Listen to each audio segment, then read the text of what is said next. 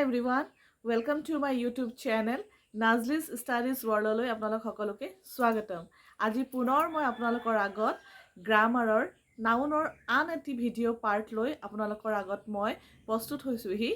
আজি আমি আপোনালোকৰ আগত ডিসকাস কৰিম about collective noun।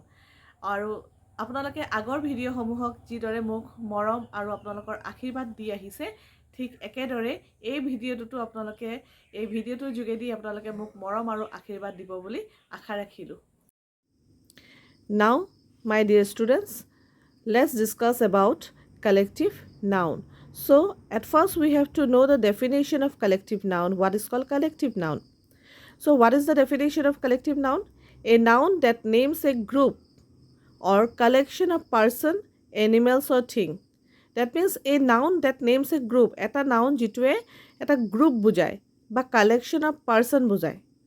ঠিক আছে বা collection of person বা animals বুজায় বা বস্তু বুজায় things বুজায় ফৰ এক্সাম্পল এজন ব্যক্তিৰ কথা নাই কোৱা এটা গ্ৰুপ অফ পিপল মানে ওকে গ্ৰুপ অফ পিপলৰ কথা কৈছে গ্ৰুপ অফ এনিমেলছৰ কথা কৈছে animals any kind of animals group of এনিমেলছৰ কথা কৈছে বা গ্ৰুপ অফ থিংছৰ কথা কৈছে ঠিক আছে চ' যিবোৰ আমি একেলগে এটা ৱৰ্ডত আমি মেনশ্যন কৰোঁ তাকে আমি কালেক্টিভ নাউন বুলি কওঁ যেনেকৈ এতিয়া উদাহৰণ চোৱা এক্সাম্পল বাঞ্চ অফ ফ্লাৱাৰ্ছ চোৱা এপাহ ফুলৰ কথা নাই কোৱা অ'কে এপাহ ফুলৰ কথা নাই কোৱা বহুত কেইপাহ ফুল একেলগে যেতিয়া এটা গুছা বনে আমি সেইটোক কি বুলি কওঁ বাঞ্চ বুলি কওঁ ঠিক আছে তো ঠিক একেদৰে ব্ৰড অফ চিকেনছ মানে কুকুৰা এটা কুকুৰাৰ কথা কোৱা নাই অ'কে এটা কুকুৰা বা এটা মুৰ্গীৰ কথা কোৱা নাই তোমাৰ গ্ৰুপৰ কথা কৈছে কুকুৰাৰ গোটেই গ্ৰুপটোৰ কথা কৈছে তো গ্ৰুপটোক কি বুলি কয় ব্ৰুড বুলি কয় দেই brood of chickens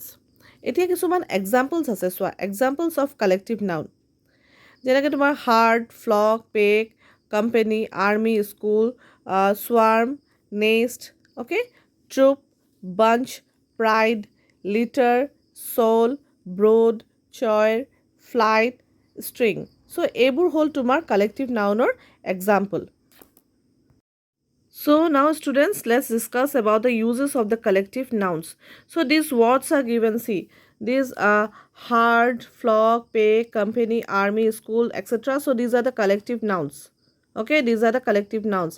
And where we can use this such type of collective nouns, see, আমি ক'ত ক'ত এই কালেক্টিভ নাউন্সবোৰ ব্যৱহাৰ কৰিব পাৰোঁ চ' যদি তোমালোকৰ কালেক্টিভ নাউন্স যদি হাৰ্ড দিয়া হয় তেতিয়া হাৰ্ড তুমি ক'ত ক'ত ইউজ কৰিবা herd of elephant herd of deer herd of cattle herd of zebra herd of giraffes herd of antelopes herd of whales so' তাত আমি এই হাৰ্ড ৱৰ্ডটো আমি ব্যৱহাৰ কৰিব পাৰিম ইটছ এ কালেক্টিভ নাউন আকৌ next collective noun see flock of sheep, flock of birds, okay?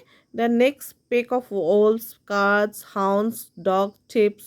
Now, a company of parrots, army of soldiers, ants, frogs. Then school of fish, see, school of fish, okay? Again, sharks, school of sharks, school of whales.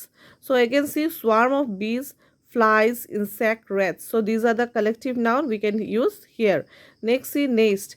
Where we can use this collective noun nest of rabbit in front of nest of rabbits nest of snakes nest of mice nest of crocodiles again see troop আমি এটা troop ক'ত ব্যৱহাৰ কৰিব পাৰোঁ আমি ডেন্সাৰৰ আগত troop of dancers acrobats okay এটা চোৱা bunch of grapes flowers keys bananas আকৌ চোৱা pride of lions litter of puppies আৰু আমি litter of kittens বুলি কওঁ shoal of fish. Okay, so these are the examples of collective noun. That means these are the words. These are the words. এইখিনি collective nouns of words হয় আৰু ইয়াত আমি এই collective nouns of words খিনি use কৰিব পাৰোঁ আৰু next তুমি ক'ত আৰু আমি use কৰিব পাৰোঁ brood of chickens, soy of singers, flight of stairs, strings of pearls. So these are the collective nouns. এইবোৰতে আমি collective nouns বোৰ ব্যৱহাৰ কৰিব পাৰোঁ